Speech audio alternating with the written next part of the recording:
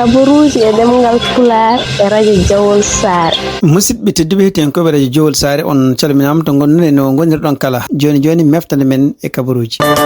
Meftande men kabaruji jamma hande jaatanen koye denɗi Amatoure e kabaruji dowlaji dentuɗi États-Unis e kabaruji international. Bandiraɓe sehilaɓe heɗotoɓe radio Jawol Saare guiɗoɗen kabaruji men international ɗum noon tunnade kadi ko winda journal uji ko ɓuuri hewden taw winda ko toon to journal biyeteɗo The Hill hélicoptère uji ɗiɗi kadi américain ji ne wayno pellama toon to Iran ɗiɗon hélicoptère uji ɗon tugnade hande ko Hill windi ko hélicoptère uji biyeteɗi Black Hawk hélicoptère uji gonno toon yantude yiilade ɓeɗo pilotage wiyaɓe avion ngaji men camminama toon to Iran ɗum noon ko hen tugnade kono kali min mbi wonde ko hélicoptère uji en pellama kono noon e wayno ko mbawi dadde janani wawi wonde fof ne wayno ko haaluji goɗɗi kadi jalti hono kamɓe américain ɓe confirmi ko avion mabɓe ɗiɗo ɗum noon ko F-15 biyeteɗo Strike Eagle kañum woni yandinama toon to Iran tugnade kadi konguɗi gommiɗi toon to congrès taw ko neɗɗo mo jaɓani haalde indi muɗum wi wonde ko pilote ɗiɗaɓo hono F-15 ha affaire mum andaka taw pilote gadano kadi ene wayno ha hande ɓe jiitan ɗum kamɓe américain ji haysono ɓe gaddin toon hélicoptère uji yiilade ɗum ɗon tugnade hande kadi e gueɗe gommiɗe toon de télévision ngaji Iran ɓe mbi wonde ɓe kolli wonde photoji avion ɗiɗaɓo ne samina donc kanko F-15 ɗum ɗo hankkadi confirmi wonde avion ngaji mabɓe ɗiɗi F-35 e F-15 kañum fof jandinama ɗum ɗo kadi ko gueɗe ɗe ganduɗa henne kanko Donald Trump e ministre makko toppitiko fati défense ɗum ko gueɗe ɗe ganduɗa cemtinoje ono kamɓe ɗiɗi koɓe kalata pour wiide wonde ko Amérique naɓe mbaɗi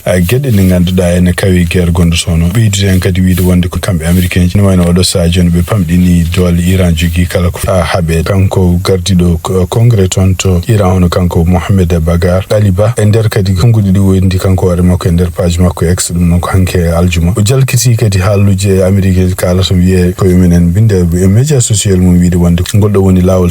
capanɗe tati e jeeɗiɓiwol kañumenen ene kawa wonde toon to Iran e donc ene wayno kene mbaɗa ko beela toon to Iran poursi Iran ha waylude yimɓe ardinoɓe ɗumen kanko Mohamed Bagal ko haali ko kadi wi ɗum ɗo kadi ko hunde jalninti ewa joni e ɓen jiilo pilotage mabɓe firti wonde kon ko laaɓani ko wawi wonde fof haare nde nen continue toon kamɓe pilotage ɗiɗo avion ngaji ɗiɗi fof ni kamɓe Iran naɓe ni kamɓe États-Unis e goto mabɓe haalani tawa so tawi ɓe guuri walla holto so tawi ɓe guuri holto ɓe goni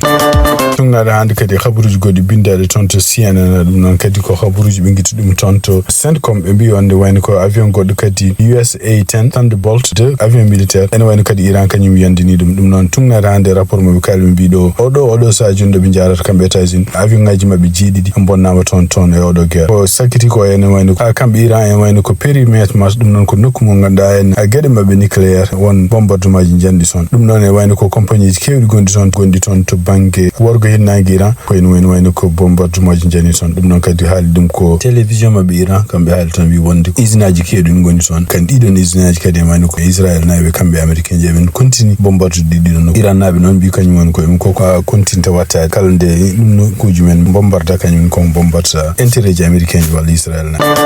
habaru cakkitiɗa hande tugnade kadi ko ummi toon to Iran hono kamɓe Iran naɓe ɓe jaaɓi ono laaɗe taw ko gueɗe kutorteɗe reddo ɗon toon to cangol Hormuz ɗum noon tugnade hande télévision mabɓe taw kadi ko news agence wonno haali ɗum laaɓani noon oɗo saaha joni holko woni ɗeɗo gueɗe kutorteɗe ɗe mbiyata batuji ni mbaɗɗum kono ɓe mbi wonde kam ko batuji ɗi ene jamirama e ndew ɗo e nder document jaltuɗo hono kanko gardiɗo tufde toon to Iran kanko woni kadi gardiɗo juɓɓudi kadi kala ko fate maaje toon ono kanko biyete human fati ɗum noon kadi wi wonde ko ene wayno ko yamirore rokkama ɗiɗon batuji rewde ɗon tawde ɗiɗon batuji mbaɗi ko gueɗe kutorteɗe hay sinde ɓe kalani ɗeɗon gueɗe kutorteɗe goni ko noon ndewi ɗon siftindon tan kadi hanki ene wayno ko batuji kadi goɗɗi taw ko mbaɗi taw ko batuji français ji ndewi ɗon ɗum noon ko permission kamɓe Iran ɓe dokki France e siftindon tan kadi ko français konngol makko kanko gardiɗo leydi France Emmanuel Macron gonnoɗo jillu muɗum toon to Japan e nder gueɗe e nder konguɗi ɗo haali wi wonde fate en Hormuz jammu ɗum ko so tawi kamɓe leyɗele capanɗe ɗe dendude gardugol kamɓe Grande Bretagne ɓe mbawi haaldude Iran kamɓe Russie kadi e kamɓe Chine kamɓe fof ɓe mbi wonde ko en wayno ko wallata Hormuz uddete tan ko so guerre o dartima ene wayno e wiide mabɓe kadi ko addi Hormuz uddede walla caɗele kalteɗe oɗo saaha joni toon to Hormuz ko sipama no guerre gonɗo toon mo ko hollude wonde ko kamɓe Chine e kamɓe Russie eɓe goni oɗo saaha joni caggal kamɓe Iran hande tugnade habaruji gumiri toon ma won joni 30 minutes nokkuji kewɗi taw ko pewnannoɗi jamde walla pewnannoɗi ko fate ciment e produit chimique kamɓe Israël e kamɓe États-Unis men continue bombude wi wonde oɗo samedi ñalawma hande ko nokku gonɗo toon banggue rewo Iran e ɗum noon tugnade kadi ko kamɓe kadi révolutionnaire koɓe kaali ɓe mbi wonde ko nokkuji ɗi ne jana donc nokku kadi gonɗo toon to machar e bandar imam nokkuji usine aji chimique goni ɗum noon kadi woni ko hakkunde Iran en wayno ɗiɗum nokkuji fof en wayno ko kamɓe américain kamɓe Israël ɓe no continue bombade kanko premier ministre mo Israël Benjamin Netanyahu o haali ñande aljuma nde o wi ko Israël wawi bonnude kene mona 70% kala usinaji gonɗi toon to Iran pewnoji jamɗe ɗum noon kamɓe CNN ɓe mbawani vérifié donc en wawi yanande wonde kadi mawde waɗi toon to Mobarake ɗum noon kadi ko usine gonɗo toon de Esfahan ɗum noon ko ñande alarba ɓennuɗo e ɗum noon kadi ɓe mbi wonde ko tugnare hande ko habaruji gumiri toon de Israël mbi ko bonandeji baɗaɗi toon ko hunde mawde no fewi ɗum noon kadi hawanaki ma dartin kala Iran naɓe kadi ɗumen bawa maade gueɗe ɗi ganduɗa taw ko maytoɗa parti ɗi jamɗe Bridgman International hande toon to Burkina Faso hono kanko capitaine Ibrahim Traoré gardiɗo laamu militaire gongo toon to Burkina Faso o wawi fottude galleji jaydiyankoji Burkina Faso kono galleji jaydiyankoji aussi jeeyaɗi caggal leydi hen jeeyan galle jaydiyanke jeeyaɗo toon to Grande Bretagne télévision privé biyeteɗo Sky News e wawi kadi fottude en wonduno kadi télévision publique italienne biyeteɗo Rey ko heddiɓe fof en woni ko jaydiyankoɓe to Burkina Faso e nder konngudi o haali ɓe namdimomo gueɗe kewɗe kono ko haali hen o wi wonde ko oɗo sa joni toon to Burkina Faso ɓe potani haalde ni ko fate démocratie e wiide makko kadi démocratie wona hunde waɗanade pour kamɓe Burkina Faso wonde ko oɗo sa joni kanko Ibrahim Traoré o haali haala kewko wi wonde ko en wayno ko Russie kañum hoore mum ne walliɓe matériel kewɗo addantaɓe kono noon kala ko woni formation militaire gonɗo toon walla kala ko woni haareji gonɗi toon to Burkina Faso en wayno ko soldate Burkinaɓe naɓe ko kañumen kaɓete kanko Ibrahim Traoré kadi e siftinde e journal o ko siftini ko ari koye laamu koye septembre hitande ujunaji ɗiɗi nogas ɗi o ardi kanko ko noon kadi ko kudditama baɗɗo en woni lebbi jeetati caggal nde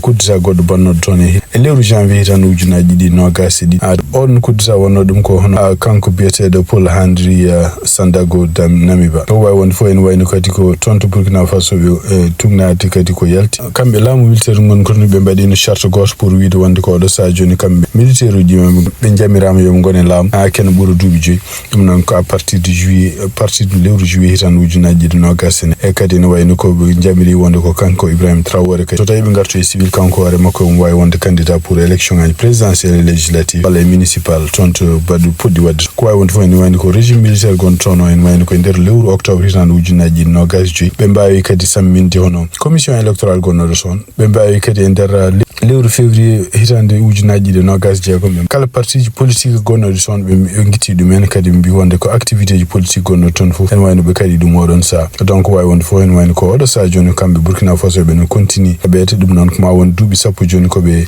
mbaddata e pelle wadboniyankoɓe jihadiste gonɗi toon to Burkina Faso ɗen ɗiɗo haareji mbaɗi kene wona ujunaji yimɓe maayi journaliste ji joni namdimo gueɗe kewɗe ko fate surtout henna pelle kewɗe takkiɓe kamɓe laamu Burkina Faso ene wayno militaire ɓe mbaali yimɓe civil en hewɓe ɗum noon kadi ene wayno ko kanko capitaine Ibrahim Traoré wi ɗum ɗo ko wona hunde gonga e kadi en wayno ko haaloɓe ɗum ɓe fof ala preuve aji ne jogui ko wawi wonde fof ene wayno ɗum ɗo kadi ko entretien ko potital kanko capitaine Ibrahim Traoré waɗi surtout henna tawde kadi yiya e ngal ɗon potital hono jaydiyankoɓe walla galleji jaydiyankoji jaaɗi toon to duuɓi caggal nde kanko hoore makko ɓe kadi walde kala ko jaydiyankoɓe jeeyaɓe toon to Europe nadde e leydi mabɓe habaruji men international hande tugnade kadi ko yaltono kanko Donald Trump en wayno rokki oɗo sa joni 48 heures pour kamɓe Iran naɓe jabde wadde dakkodirde e haaldude kamɓe États-Unis ɗum noon pour ko fiyete nandira no guerre o dartina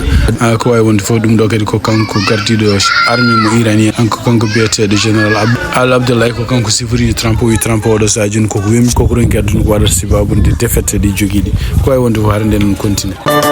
national cekkitoɗen ko toon to Sénégal ɗum noon ko hannde woni ñalawma 4 avril hitande ujunaji ɗiɗi nogas jeegom ɗum noon ko feeto manditare leydi Sénégal kanko Bachir Diomaye e laamu makko yiyama eɓe gaari toon to Thiès hikka ɓe cuuɓi wonde ko kala ko wiyete feede indépendance mabɓe célèbre ɗum toon hawnaka men gartu e habaruji men jaaƴi ko fate événement ji baɗɗi toon to Thiès oɗo ñalawma manditare wonande leydi Sénégal habaruji men ma gartiren toon to États-Unis tumnade kadi ko yalti toon to journal biyeteɗo Hila hande en wayno ceggoloɗo général George ne wayno addi oɗo sa joni sipor mawɗo wonande yimɓe saɗiyankoɓe toon to Washington tugnade kadi ko yalti ne wayno ko républicain ji kewɗi jalti oɗo ene supportamo kanko général Randy George tiyakade ñande talata ɓennuɗo en gardiɗo département guerre hono kanko Peter Hegseth seki ɗum tugnade hande ko yalti tumman toon to Pentagon hay sindo kala ɗum o ne suuɗi wi wonde ko ene wayno ko kanko Peter Hegseth o wino ko wonde ko kanko Randy George kanyu worum yo démission wala kanyu worum seke ko wadi ko kanko Randy George jabi wonde mo yaha retraite ko ay wonde fofen wayni ko tungna hande halluji jaltudi sadi yanko yimbe kaditi general luji goddi ko yum biina kawa hol ko addi cegol makko parce que kanko neddo mo gadda bado liggey mudum e kadi ni wayni ko ala fo ko wadata taw ko lutondiri ko Donald Trump goto sadi yanko be wonbe ton to Washington kanko biete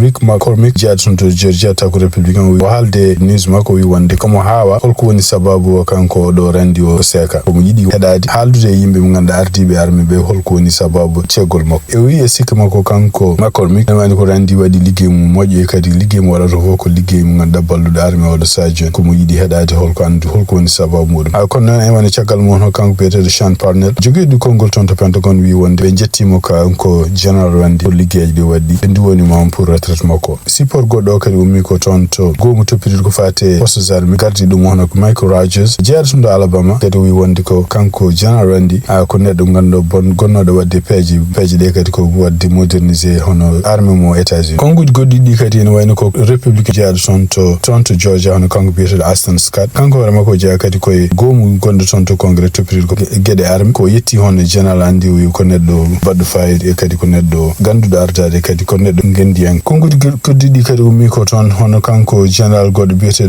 Jack Kenny gondo retraite o do sajoni kanim hore mum ko General Coordinator e nder konguji o haali nyande aljumande o haaldi dum koy Fox News o wi wonde o takkondira ne cegol o do General Randy o haali kadi gede kewde ndi ganda General Randy wadartonde arme o wi wonde ko faman holko woni sababu mudum ko wonde fo woni ko kanko Peter Hegseth o do General kadi ko yimbe limirebe joni ma won sappo didi taw ko yimbe jom koden de o seki asuwa ko lenyama ko gede pasude en kanko idare o asuwa kadi kanko yahar ko yamiro Donald Trump taw bi bedon jom koden General Ruj ndakondirani e jamiroje Donald Trump ko siftin don tan kanko General Randy en woni kanko no chef d'état-major armée de terre do États-Unis dum non hande ko haalete journaux di fof dum non gila Fox News ay CBS ay CNN en woni ko kanko Peter Hegseth be dokkani holko woni sababu cegol mo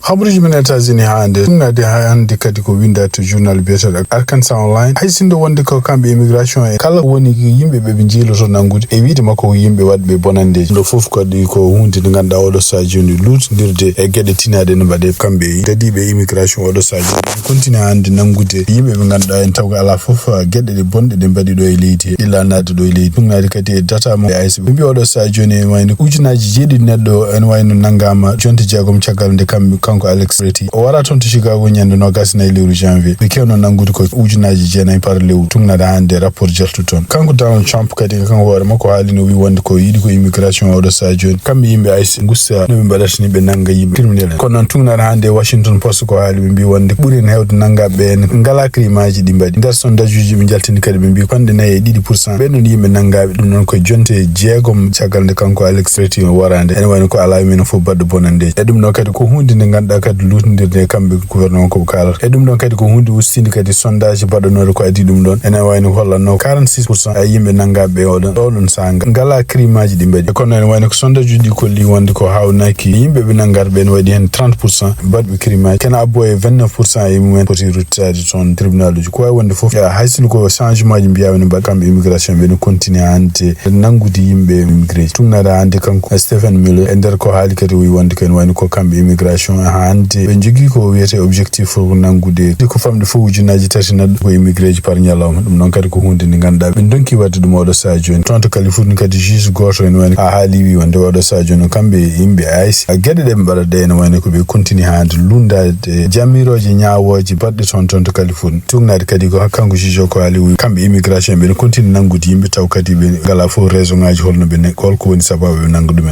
dum non kadi ko yeru be immigration nanganobe tonto bitik bietedi home dep taw kambe dadi be immigration be kuturi ko dronaji rawde be do yimbe be ganda liggo yobe liggeyaji men arde nangude men tonto jeewano liggeyaji men dum do fo kadi hono kanko Jennifer Torson ko nyaawo federal wi wonde dum do fo ko violation ngaji kambe immigration be continue mbada haysindo wonde ko jamiroje mbada no me mabbe ummade ton tuudi nyaawoji yebina to ko mbada